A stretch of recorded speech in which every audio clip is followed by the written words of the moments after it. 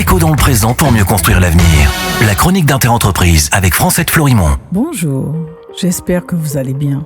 La Commission nationale de l'informatique et des libertés, la CNIL, se montre de plus en plus ferme sur la sécurité des données des Français. Le 28 janvier 2026, Free et Free Mobile ont été condamnés à une amende de 42 millions d'euros à la suite d'une attaque informatique survenue en octobre 2024 ayant compromis les données de plus de 24 millions de clients.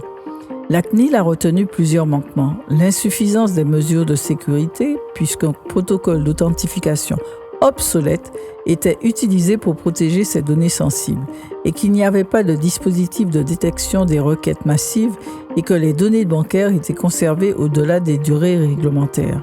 France Travail a écopé de son côté une amende de 5 millions d'euros avec en plus une astreinte de 5 000 euros par jour jusqu'à la mise en place de mesures correctives pour n'avoir pas protégé les données des personnes en recherche d'emploi.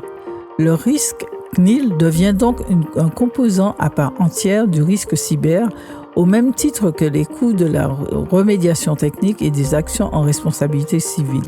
Or, si la plupart des polices d'assurance cyber prévoient la prise en charge des amendes administratives, elles précisent tout de même que c'est dans la mesure où elles sont légalement assurables. Or, l'Autorité de contrôle prudentiel et des résolutions, l'ACPR, le gardien financier, considère en effet que ces amendes administratives infligées pour non-respect de la protection des données des clients sont équivalentes à des amendes pénales qui, elles, ne sont pas assurables. Toutes les entreprises qui possèdent des fichiers clients et des données sensibles doivent avoir en tête cette position alors que le nombre de cyberattaques explose littéralement. À demain, prenez soin de vous. Déco dans le présent pour mieux construire l'avenir. La chronique d'Interentreprise avec Francette Florimond.